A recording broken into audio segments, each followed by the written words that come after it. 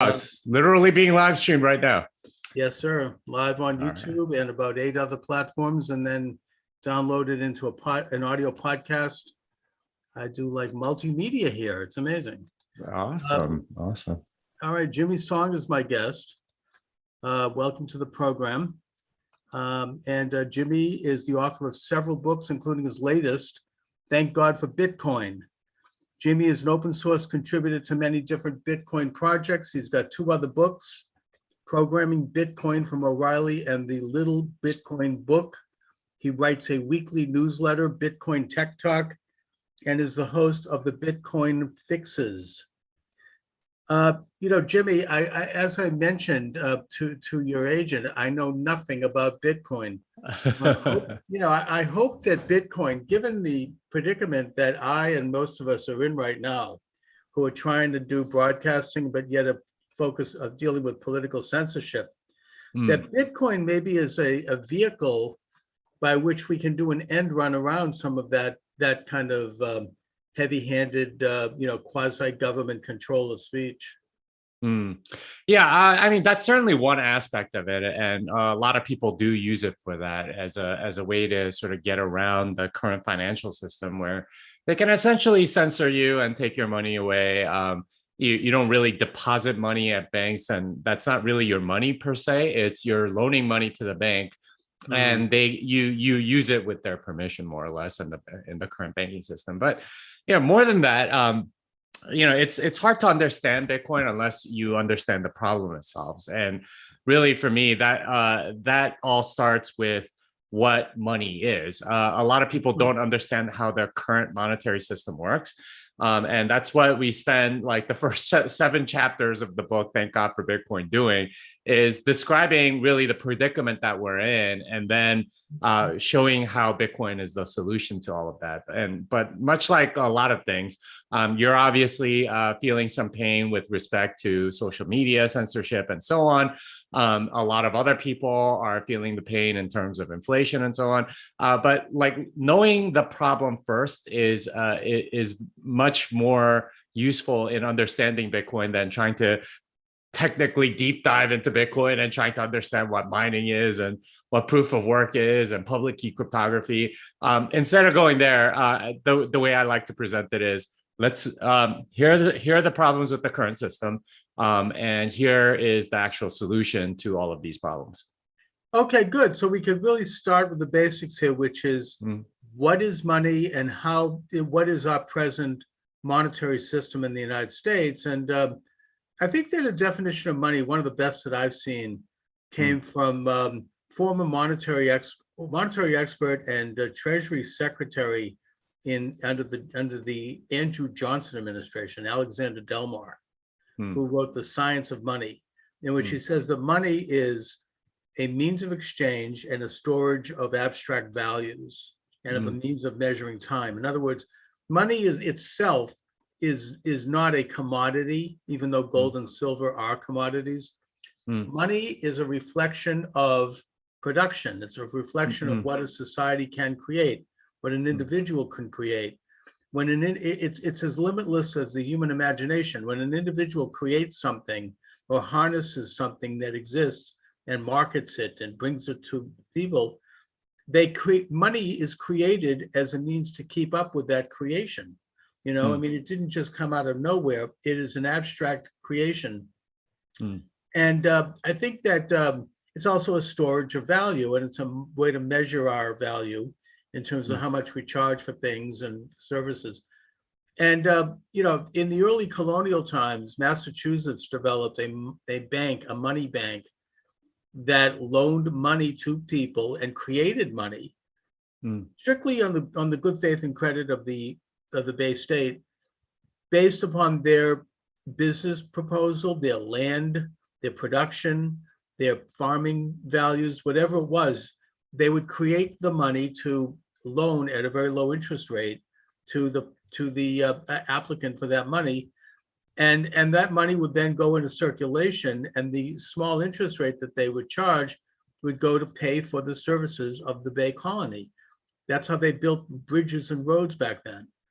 And so money itself was an abstract value, And it was based on the good faith and credit of the government that existed at that time, and that the government would not create more or less money than what was needed for production. When people applied for money, they would get money based upon their ability to pay it back at a small interest.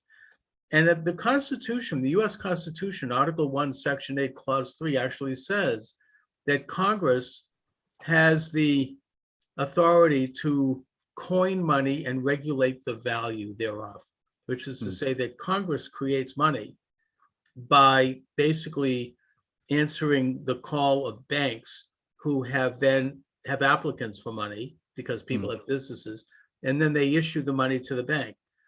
But that power has been transferred to a Federal Reserve, or even in the colonial, even in the early republic, a second bank to an extent, which was given the authority to create money and then charge the government interest for that money. So the system that we have thus is not a money system, in that we have a neutral means of exchange and an instrument that people can borrow and use. It is a debt instrument.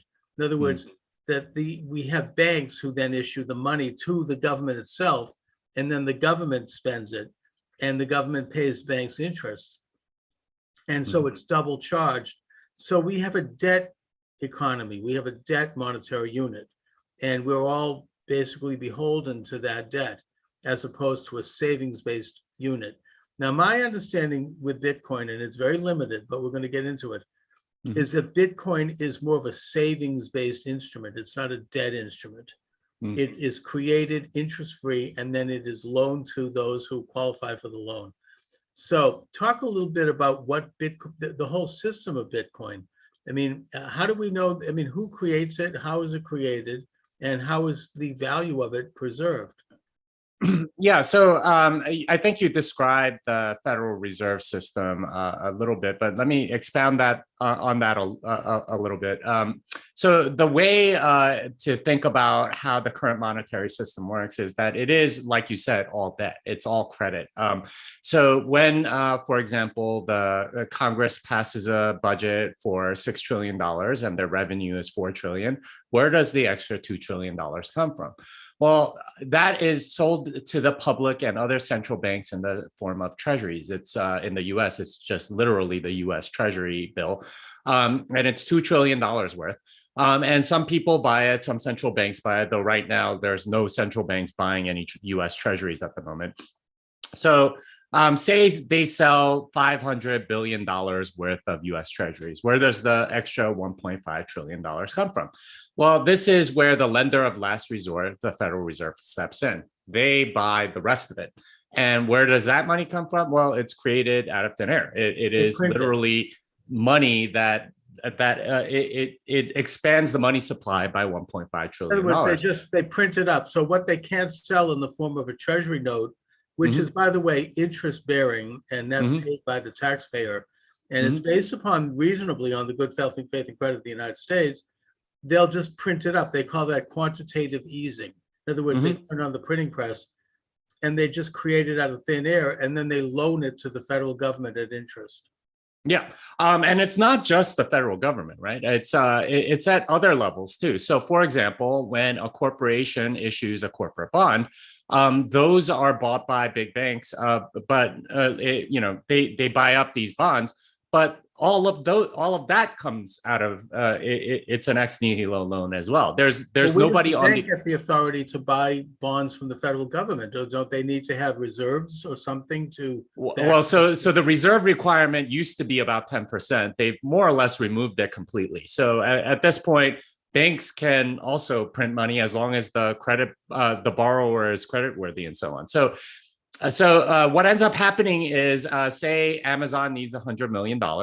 They'll issue a bond for $100 million, and then commercial banks will buy these bonds, and the money that they create is literally created. It's ex nihilo. And if you think about it, these bonds are going for like 2-3%, right? And they have a term of 5-10 years, sometimes 15-30 years or whatever.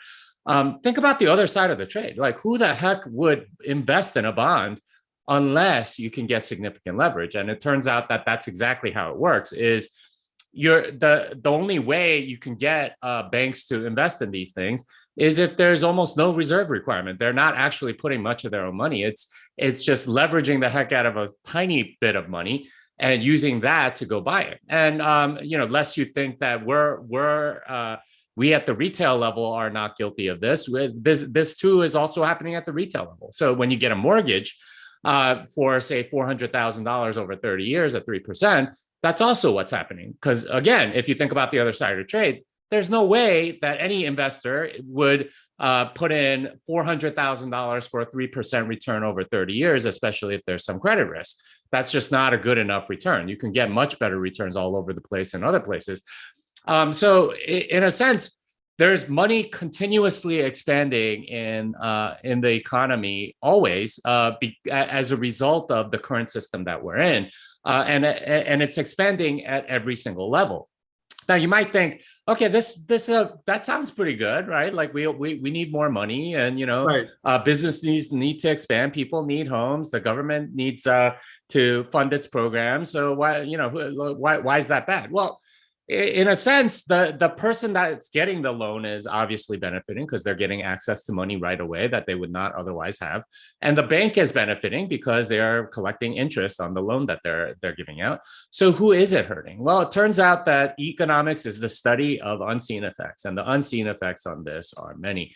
But the most obvious one is that it expands the money supply. So if you do have a budget for $6 trillion and you collect $4 trillion in taxes, and you sell 500 billion in treasuries, and you print 1.5 trillion more. There's now 1.5 trillion more dollars in the economy, and as a result, everything the dollars that you hold get diluted by that much. So, for example, the M2 money supply, which is a measure of all of the money that exists, at the beginning of the pandemic, around March of 2020, was around $15.5 trillion. Currently, it's around 20 trillion. So it's expanded by a significant amount. That's a lot of spending. So what you might think of, your free stimmy checks or PPP loans or something, it's not really free. It's diluting everybody else. So who is it actually hurting? Well, it hurts every dollar holder. Now, who's actually holding the dollar? Yeah, well, not just the middle class. But there's a lot of people that hold the dollar. So the most obvious people are the people that hold dollars in the bank account, but who actually holds that many dollars? Most people, if they hold dollars, they'll hold it in the form of treasuries because at least you get like 1 or 2%. But for the most part, people, like especially richer people, they hold it in the form of stocks, real estate, and things like that, and other investments. So who's actually holding the dollars? Well, it turns out it's poor people, it's middle class people, it's other central banks, right? They hold it in the form of treasuries. There's also people in other countries that use the US dollar. And in fact, the US dollar is the go-to currency whenever other currencies experience hyperinflation. So for example, right now in Turkey, they are experiencing something like 20 to 40% annual inflation, and dollars are in great demand there because their own, the Turkish lira kind of sucks. Similar thing in Nigeria, even in places like North Korea, where you would never think the dollar has any impact. Actually, in the black markets, the dollar is the most used currency there. So it's diluting their dollars. These are some of the most poor and vulnerable people in the world, and they are getting the short end of the stick. And guess what? In the last year, according to reports coming out of North Korea, prices have more or less doubled in their black markets, right? Those are the people that are hurting as a result of all of this money printing. Their monetary system or their central bank has just printed up money. There's no separation between the government and any kind of central banking entity.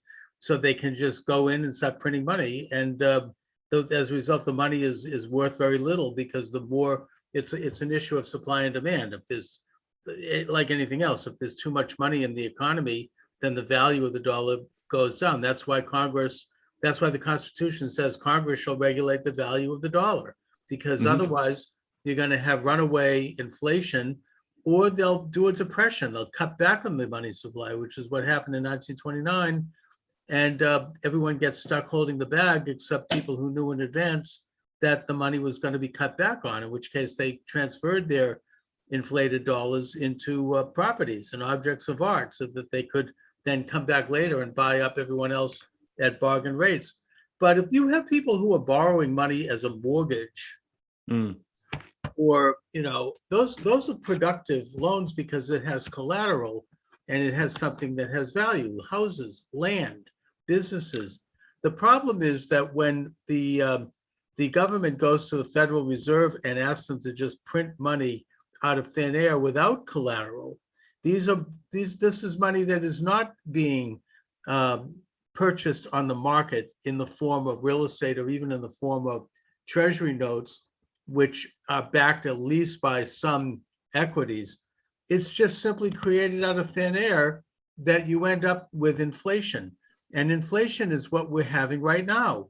Ever since Biden became president, the dollar has been grossly inflated to the point where people are starting to notice it at the gas pump, at the cost of the hamburger, as former Massachusetts Governor Frank Sargent used to like to say. You're noticing it in life, and you're also noticing it in that many companies, rather than raise the price of goods, they cut back on the quantity. They do these little tricks where you're just not getting as much as you got so that they can save money and preserve the price. So you're ending up now with almost a hyperinflated economy. Now, you are a proponent of Bitcoin as an alternative. So before we get to that, Jimmy, would you please talk a little bit about how you got into Bitcoin and how did you get started with it, and give me your story of it? Yeah, I mean, I've been a programmer all my life, and I learned about it in 2011 when I saw an article on a tech news website that said Bitcoin has reached dollar parity, and I didn't even know what that meant. And eventually, I found out that it was, there was a fixed limit of 21 million. There can never be more than 21 million Bitcoins. How do you know that? I mean, that's something that's a very key piece, because if they can cap the number of Bitcoin at 21 million, and by the way, there are many different now Bitcoins on the market. The most recent, the most famous one is Dogecoin. How do we know who decides how much it's capped, and how do we know it stays capped, right?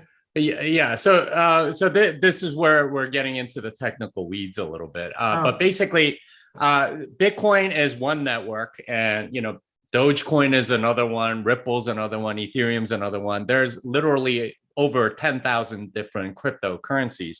I will tell you, though, that Bitcoin is the original, and it's the only one that I would say is decentralized. Now, what do I mean by decentralized? Well, gold is decentralized. You don't need anyone's permission to go and try to acquire it. If you own some land, you can go and start digging for gold. Now, you're not likely to find any unless you happen to live over a gold mine. But you can do it, and there's nobody that restricts you from trying to dig for gold or whatever. But you try to do that with the US dollar. If you try printing $100 bills in your backyard, you will get arrested by the Secret Service, because it is centrally controlled. That is something that you need somebody's permission to do. That's the real difference between centralized and decentralized. There is either an issuer of the currency or there is not. In the case of Bitcoin, what's very interesting from a technical perspective is that our intuitions about digital things is either it is completely infinitely copyable. So think of like your Word document or something like that. You could copy it and send it to your friend, and they have a copy and they can send it or post it on the internet, and everyone can download a copy, and you get it with perfect fidelity. And then the other category of digital things are centralized digital things, but they're scarce. So something like concert tickets or something like that, where Ticketmaster decides how many tickets there are to a particular concert, and you get one of them, and it's in a digital form. But it's scarce because of a central controller. So Bitcoin sort of turns that intuition on its head, because can something be decentralized, digital, and scarce? Turns out you actually can get that with Bitcoin. And we didn't really think this was possible until Satoshi Nakamoto showed us how in 2009. And it was a big computer science breakthrough, because intuitively we think, okay, if it's digital and decentralized is going to be infinitely copyable, and if it's digital and centralized, it can be scarce, but it's centralized, so it's going to be no good. But Satoshi Nakamoto figured out a way to make it decentralized, digital, and scarce. And the way that works is basically you have a giant ledger.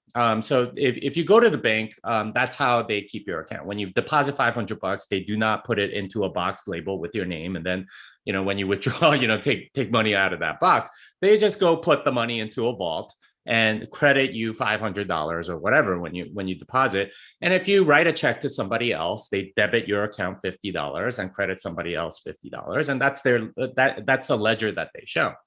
The way Bitcoin works is that it's a giant ledger, and this is what we in Bitcoin call the blockchain. It's literally just a record of every transaction that's ever happened on Bitcoin, and it is okay. Here's Joe sent Adam like 50 Bitcoins or something like that, and every single thing. And if you have a record of that, well, clearly it is auditable. You can go through and make sure that nobody is doing something crazy or whatever.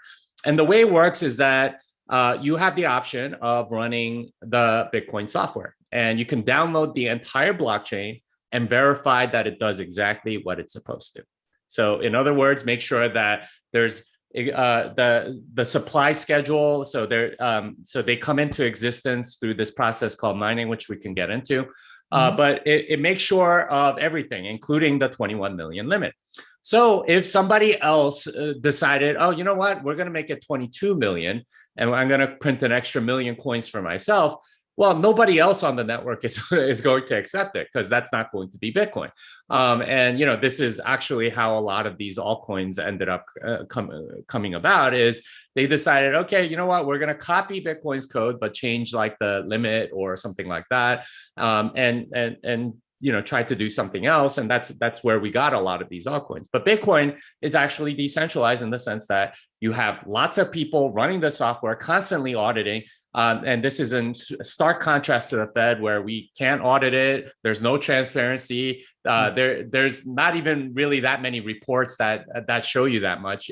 Maybe they'll like give us a few statistics once in a while, but really we have no idea what the heck they're doing, who owns them or anything.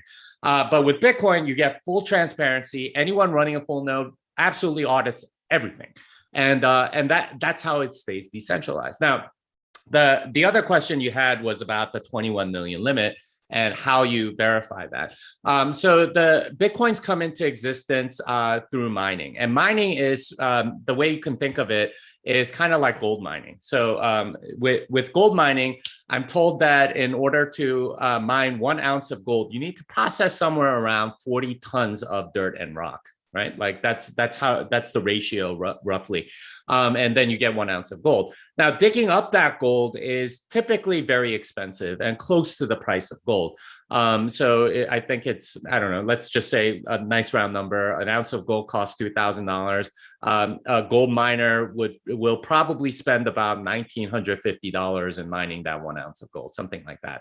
And Bitcoin mining is the same way, except instead of dirt and rock, processing lots of dirt and rock, what they do is they process lots and lots of numbers. So the digital equivalent is going through an enormous number of different numbers to try for a particular equation. And if it comes out as a gold nugget, essentially, then everyone else can very easily verify it. So once you have that 1 ounce of gold, the cost of verifying that it's gold is almost nothing compared to the cost of actually digging it up out of the ground. So it has this asymmetric property of being very hard to find, but very easy to verify. That's that process.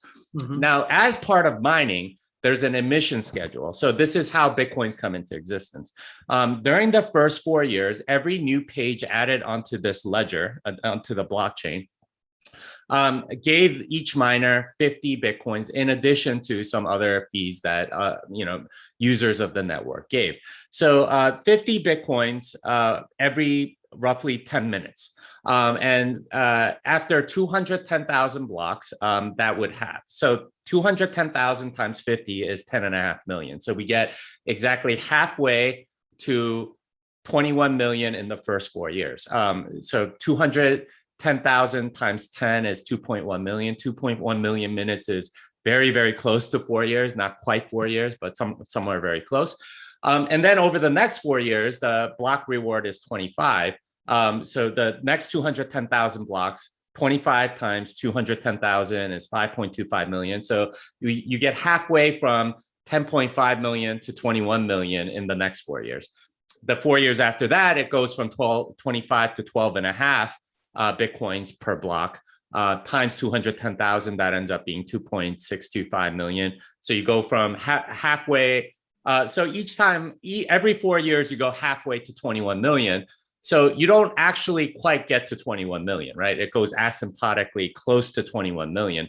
We're currently at something like 18.8 million right now. By December, it'll be around, I think we'll have mined like 90% of all Bitcoin that will ever exist. And the way the math works, it'll take another 13 years or so before we get to 99%, and another 10 years to get to 99.9% and so on.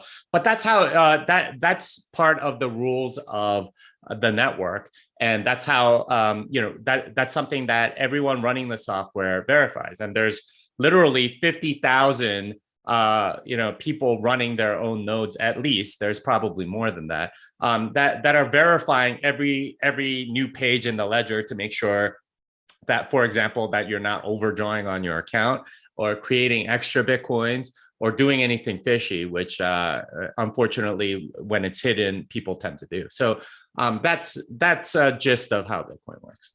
Okay, so you're saying that there is a technical means by which Bitcoin and all of the other cryptocurrencies can be capped, and that is constantly verified, and that can't change. That when Bitcoin was created, it was a 21 million Bitcoin, and that was it. No more, no less. That will never change. One of the problems that I can see here is that, and by the way, there's a big move in our economy today to abolish cash, is that cash gives you a certain degree of anonymity. It means that you can function without having everything on the record, that the government can't know and no one else can know every little thing you do.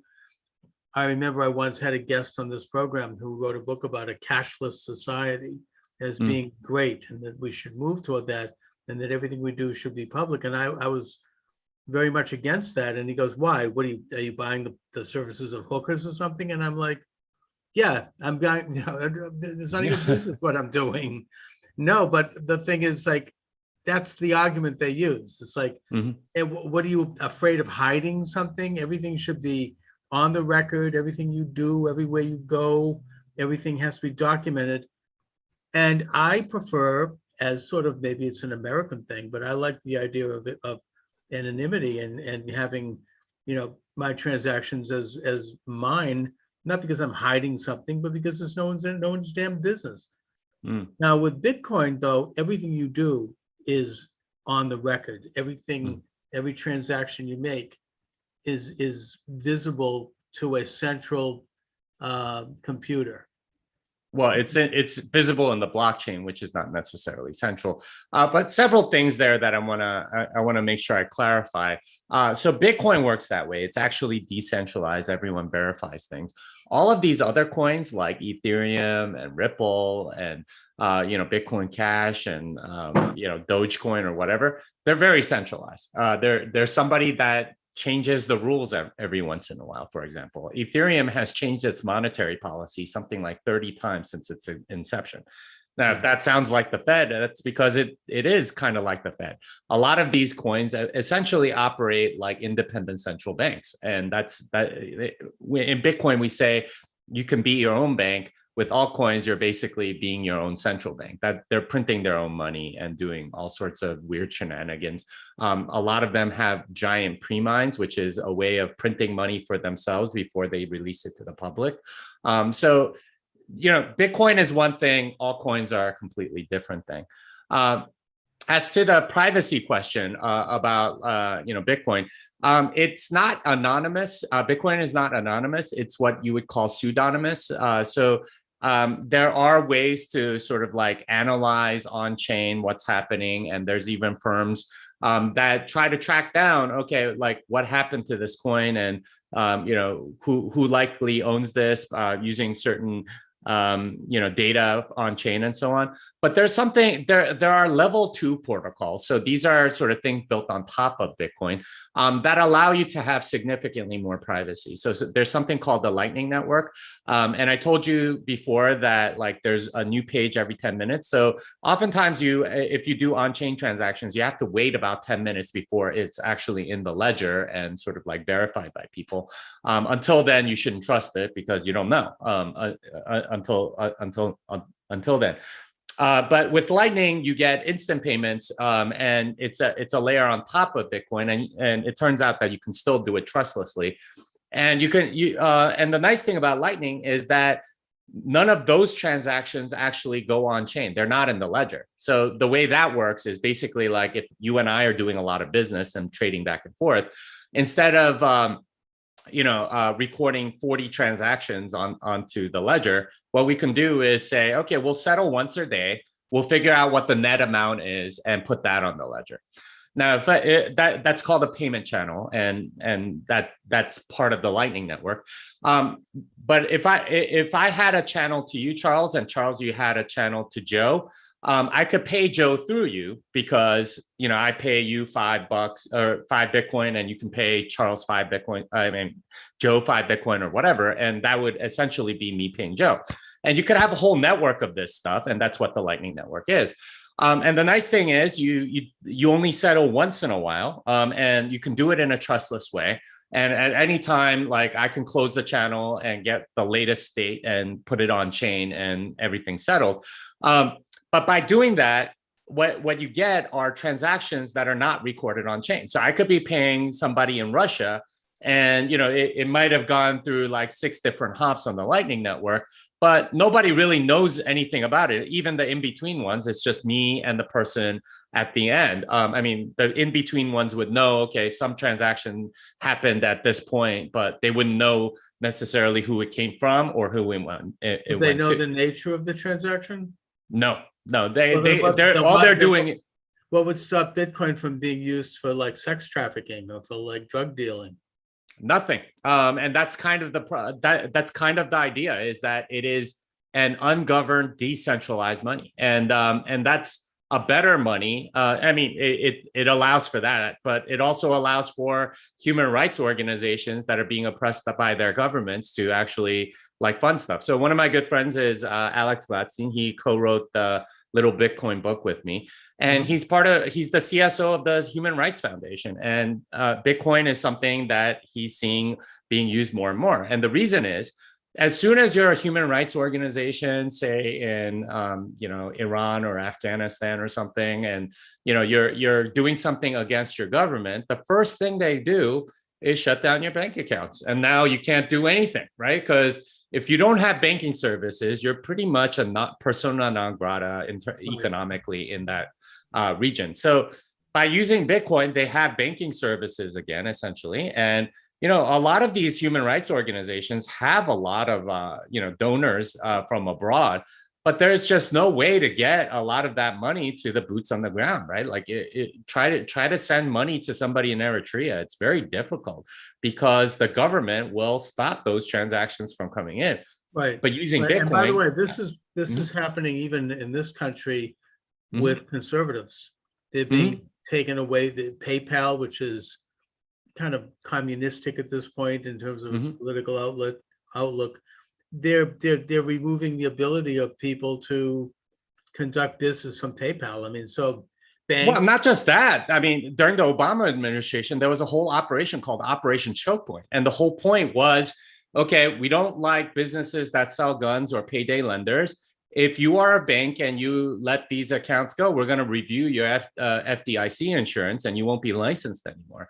Like that was literally what they said. And a lot of these banks refused to service payday lenders. So they had to figure something else out. This is going on right now in Colorado, despite Colorado having passed, legalization of marijuana or whatever. A lot of those places can't get any banking services because the federal government basically says, if you service these marijuana dispensaries, well, then we're going to we're going to take away your license. So they can put pressure on banking, on banks to do that. And of course, this is going to, inevitably happen one way or the other, because the power is there. So at some point where a lot of conservatives are going to be labeled domestic terrorists, and they're going to say, if you're a domestic terrorist, you can't have a bank account. I mean, I'll give the example of Nicholas Fuentes. I mean, I don't endorse his views. I think he's a little bit on the envelope, on the edge of the envelope, but he's got opinions that are not that are controversial, and he has had his entire bank account seized. He can't function. I mean, he's all his assets have been, by the FBI because he happened to attend the pro-Trump rally on January 6th. Wasn't even on the grounds of the U.S. Capitol. Putting that aside. So, when you have a government that's moving in a fascistic direction, they can do this. They can seize your property. They can seize your assets. They can seize your money. They can basically seize you and put you in prison without charge, which is what's happening right now in Washington. People are being held in solitary confinement, and they don't even have, formal charges against them yet. And that's been going on for months. So we have political prisoners in this country now. And this is where Bitcoin, I suppose, can come into play, in that it is beyond the government's control. Now, can Bitcoin be transferred into money, into cash, into US good old-fashioned Federal Reserve notes? Yeah, there are plenty of options for that. So in the US alone, there's like a half dozen to a dozen exchanges. That's what they're called. So you can basically sell your Bitcoin for US dollars or buy Bitcoin with your US dollars. And they have exchanges all over the world in places that you would not expect, right? Like all over the Middle East, in Africa, and places like that. Even within like countries that you would consider kind of closed. We're getting reports that in Kabul, you can go buy or sell Bitcoin. There's a whole thriving market there because a lot of people there just don't have banking services. In Cuba, you can do the same thing. So there are multiple ways to buy do. and sell Bitcoin. All of that's online. I mean, it's not. No. You could do it in person as well. But Bitcoin isn't literally a physical coin or dollar. No, but you could keep it on keep the private keys on your phone, and you can transfer almost instantly. So one of the things that's happening in El Salvador is there's a place called Bitcoin Beach, and it's apparently like a surfer's paradise, but everyone there uses the Lightning Network to transact. And the thing about a lot of poorer countries is that poor people don't have banking services, but if you're using Bitcoin, you basically have banking services. Can you use Bitcoin to buy a loaf of bread? Yeah, there you can. Yeah, and you can. People are probably through your smartphone, right? Yeah, so you need a phone, and you need some Bitcoin on it, and they're transferring it back and forth with each other, and vendors are able to. It's basically become a thriving economy, and as a result, the president of El Salvador, Nicolas Bukele, I think he's embracing Bitcoin because he's seeing what's happening on the ground. It's actually like a benefit to his people. Now, are businesses accepting Bitcoin at this point? Like, for example, if I go to Starbucks, I can hold up my smartphone and get coffee because I have my smartphone connected to my PayPal. A Starbucks account or something. Yeah, right, exactly. Can you do that with Bitcoin? Yeah, so there are Lightning vendors and so on. But here's the thing about Bitcoin. Over its lifetime, it's existed for about 12 and a half years now. It has done tremendously well. And everyone I know that has ever spent Bitcoin ends up regretting it. So the story I usually like to tell is in 2013, there was a store online that decided to sell some beef jerky for Bitcoin. So I said to myself, okay, you know what? I'm going to go support this business. I'm going to buy some beef jerky off of them. Bitcoin was around $400 at the time, and I bought $100 worth of beef jerky. Now, that beef jerky was good, but I spent a quarter of a Bitcoin. A quarter of a Bitcoin right now is about $12,500.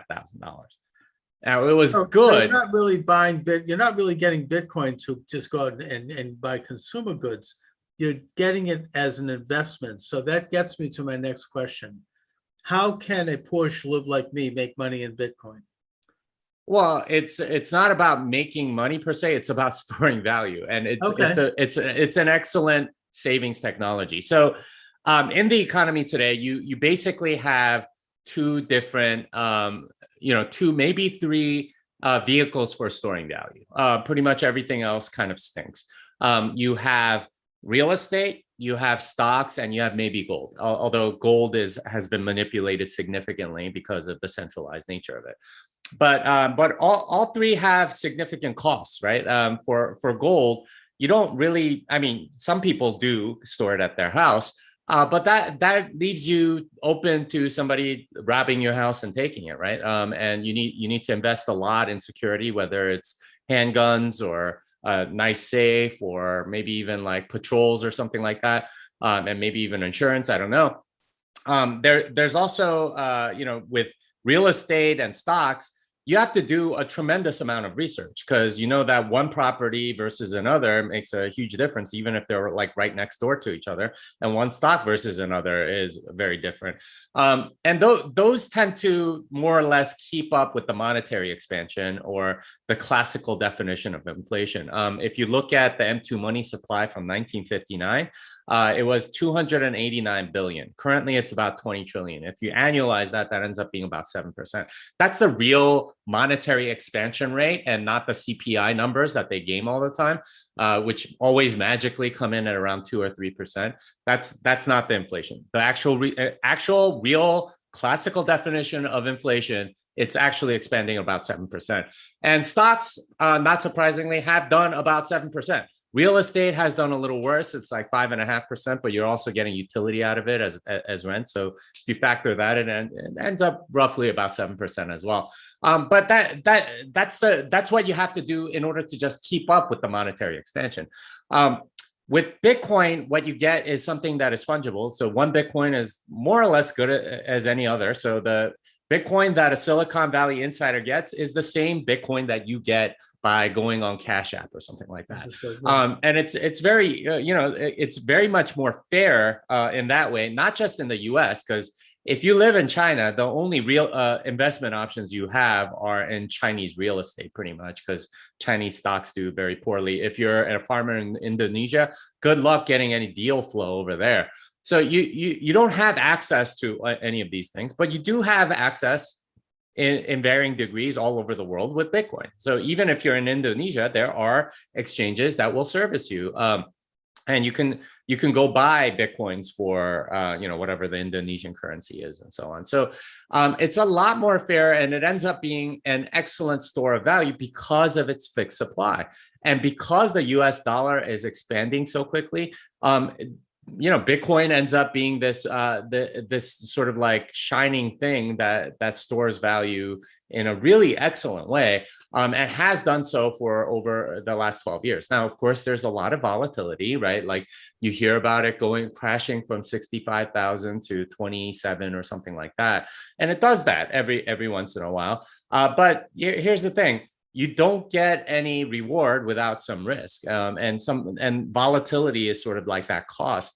But that said, over 4 years, anyone that's held Bitcoin for 4 years or more has never lost money. Right, but I just want to also inject a little something here, and that is, I think that there still are other means to increase your equity and make money than the three that you mentioned.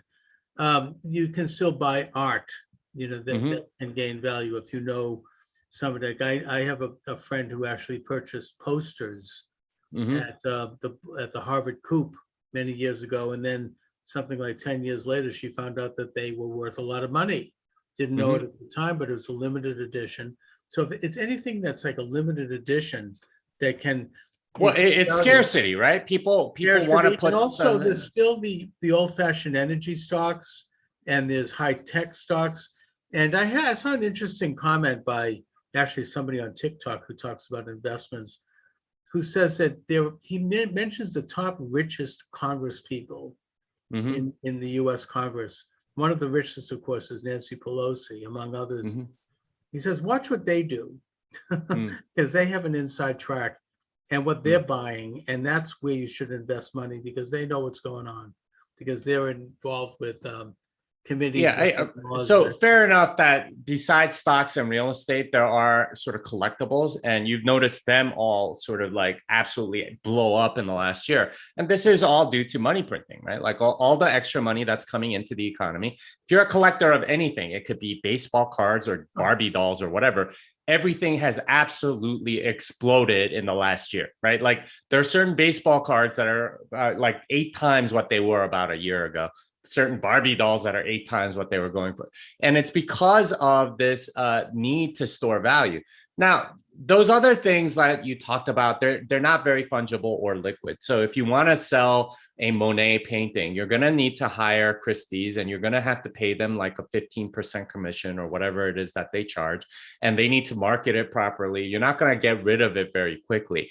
And so it'll store value in that sense. And maybe you'll do a little bit better, provided that you collect the right artwork and stuff, and that you have a very good eye for these things. But like even 80% of the artwork that Christie's and Sotheby's sell, they don't ever get sold again. Like that's right. They don't necessarily do that well. So with Bitcoin, you have a reliable savings mechanism. You don't have to be an art expert or a baseball card expert or Barbie doll expert or whatever it is that you're trying to store value in. You just buy Bitcoin and that's it. And this is how it used to be in the gold standard.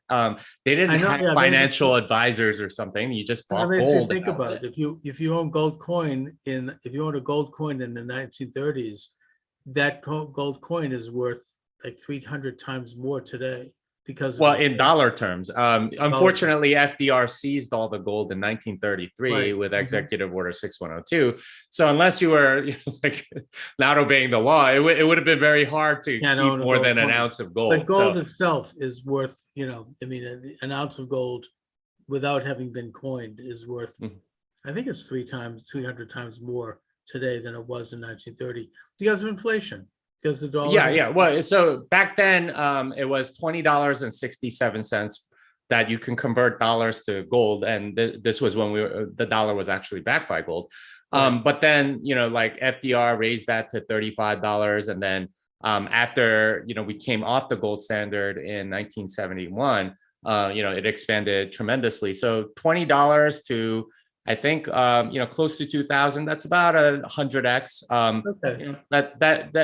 That's not. I mean, but that tells you just how much inflation there's been, how much monetary expansion there's been, and this is the thing about Bitcoin is that it goes against this monetary expansion. And if you think about it from a moral perspective, the monetary expansion is just a form of theft. It's the way in which anyone that is taking out these loans to expand the money supply, including retail companies and federal government, they're essentially stealing from everyone else that holds the dollar.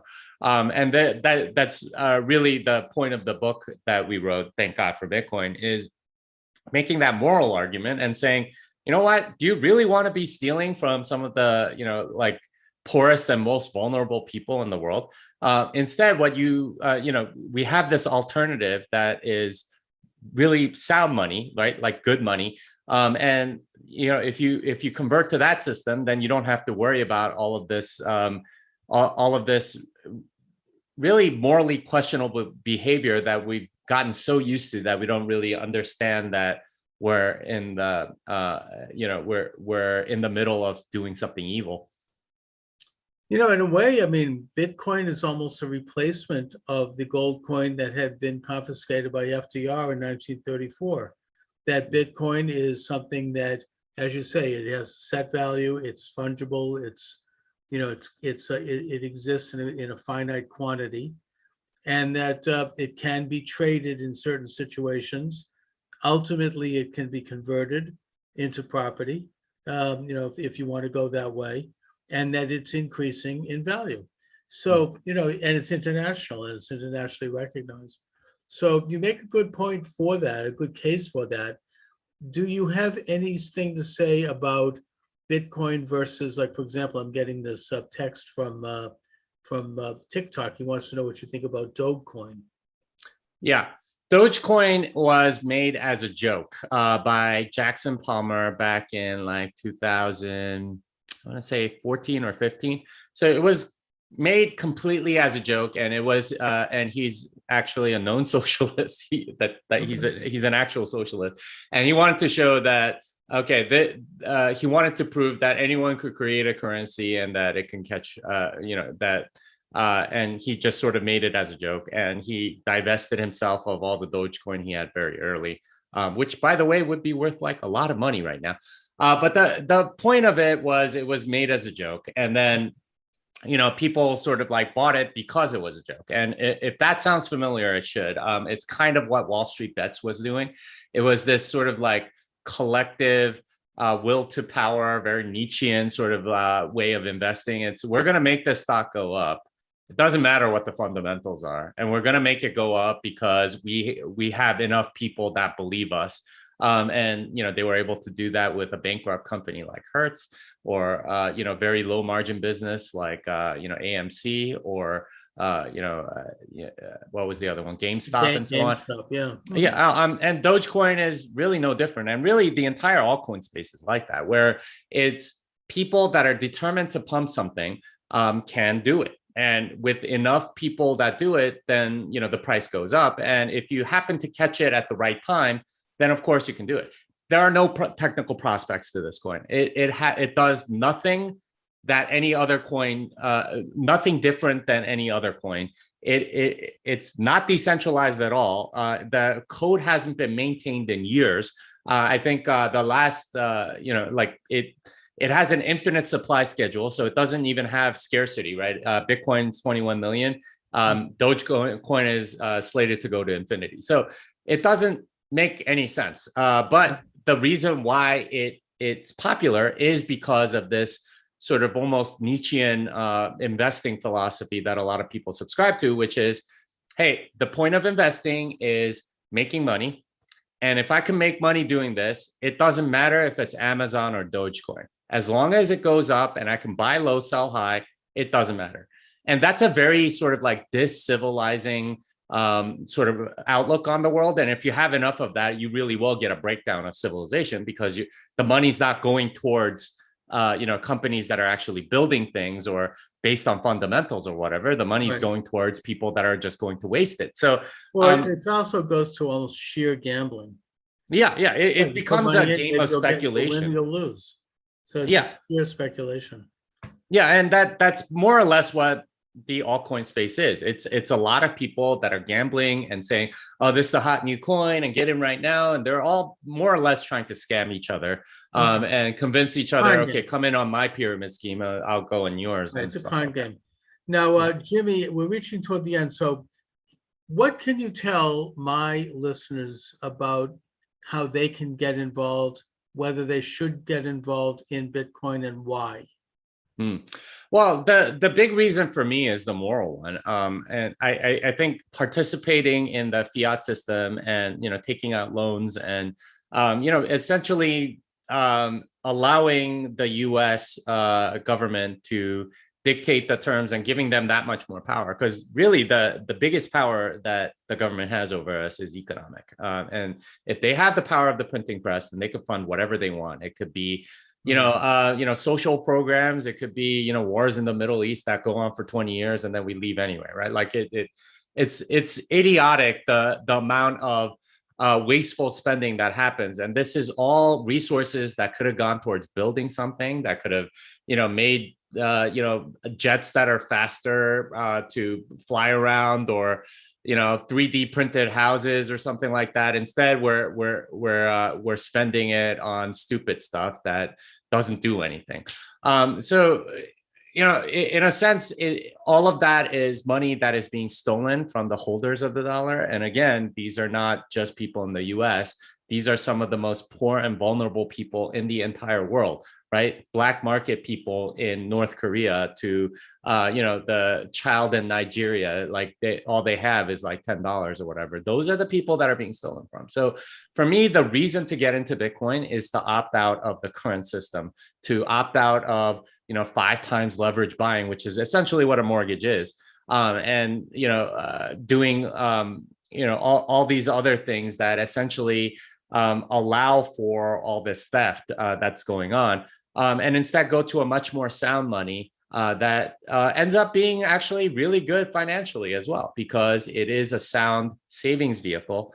And it's something that's gaining traction, has been for the last 12 years. And it's for me the way to go back to a more sound society, a sound civilization. I mean, we have a lot more in the book about how fiat money sort of corrupts the soul, corrupts politics, corrupts even churches, and so on. But there are significant consequences to the fiat money that we have, and it is for those reasons that I think people should get into Bitcoin. Though, I mean, if you're doing it for investment purposes because of portfolio theory and you want to balance out your portfolio a little better or whatever, I'm not going to condemn you or anything. But there are greater and better reasons to get into Bitcoin, and I think you should definitely look into those. All right, Jimmy. So how literally and technically can someone get into Bitcoin, and how much does it cost them? Well, you can buy a fraction of a Bitcoin. So Bitcoin is divisible down to 8 decimal places. And the atomic unit of Bitcoin is called a Satoshi, and it is currently worth about 2/100th of a penny. So you can divide down very, very finely if you want to. So you could buy $5 worth of Bitcoin if you wanted to, right? Or even 1 cent worth of Bitcoin if somebody will sell you that little. But the easiest way to get into buying Bitcoin is there are 3 places that I recommend. One is on your phone. It's called Cash App, and it's very much like Venmo. It's a quick way to send people money back and forth. But they also have a function where you can buy Bitcoin with your debit card. So you enter your debit card information, you click buy, and you tell them exactly how much in US dollars how much worth of US dollars in Bitcoin that you want to buy, and then you have it. And if you are more adventurous, you can withdraw that Bitcoin into your personal wallet on your phone and fund a Lightning channel and then spend it if that's what you want to do. Or if you want to save it, you can put it on to a cold storage device and so on. But those are more advanced steps. I think you're asking more about initial steps. So Cash App is one. Unfortunately, that's run by CEO Jack Dorsey of Square, which a lot of people don't like. So I'll give you 2 more. There is also River Financial. They're a smaller company, but you can essentially link your bank account to River Financial, and you can buy Bitcoin that way. So you deposit dollars to your account on River Financial, and then you can go buy Bitcoin. And the nice thing about that company and the next one is that you can do something called dollar cost averaging. So you can buy a fixed amount every at some regular interval. So like say $50 a month or something like that. You can do that and set it and forget it, and then just sort of like watch it. And any sort of DCA strategy over the last 12 years has done fantastically well. And it's beat the S&P 500 by like an order of magnitude. The other one is Swan Bitcoin, and they're a similar service in the sense that you link up your bank account and then you can buy Bitcoin using their service. There's also another one that I should mention. It's called Strike. That's another app that you can get, and I believe you basically link your bank account to it, and they allow you to buy Bitcoin, but you can also spend Bitcoin very quickly using their service. So if you want to buy something using the Lightning Network and you only have cash, they'll do the conversion for you and send it on the Lightning Network. So that's a kind of a cool service as well. But you can also buy Bitcoin using that and just keep the Bitcoin if you want to. And that one is called Strike. Is there an online site that you can watch your Bitcoin and see what's doing and with the news and gives you tips and all that good stuff? Yeah, so there's a lot of different websites that have Bitcoin news. The ones I would recommend are BTC Times. So it's btctimes.com. Bitcoin Magazine is also pretty good, bitcoinmagazine.com. I would stick with those 2. There's plenty of other ones. They usually focus a lot on altcoins and things like that, which I don't think would be very fruitful for most people. I mean, it's just like speculative gambling. Oh, here's the newest NFT or something. Instead just like Bitcoin Magazine is really cool because they have a lot of these long reads. They had a long story about like Bitcoin and Afghanistan and how it's actually like transforming that economy, or like what it's being used for there. Another one on Bitcoin and Cuba, about like Bitcoin and Congress, and where it is, and so on, with the infrastructure bill and things like that. So there's a lot of really interesting content between those two sites. And obviously, if one wants to get up to speed on Bitcoin and all things Bitcoin, they can get your book, Jimmy Song. How do the people get it?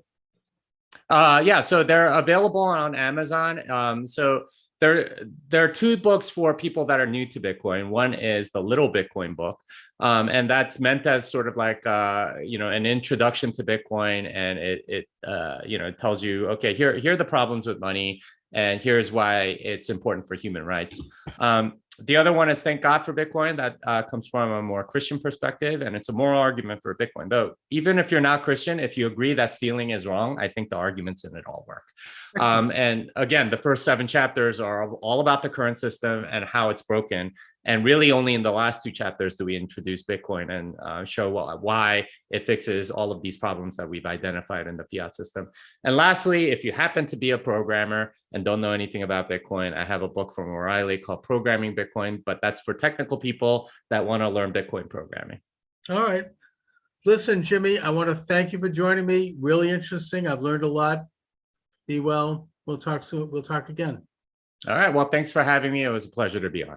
All right, Jimmy Song, thanks a lot. And by the way, if you're on TikTok and you want to view the entire program, go to my YouTube channel, Charles Moscowitz Live, and please subscribe to the YouTube channel as well.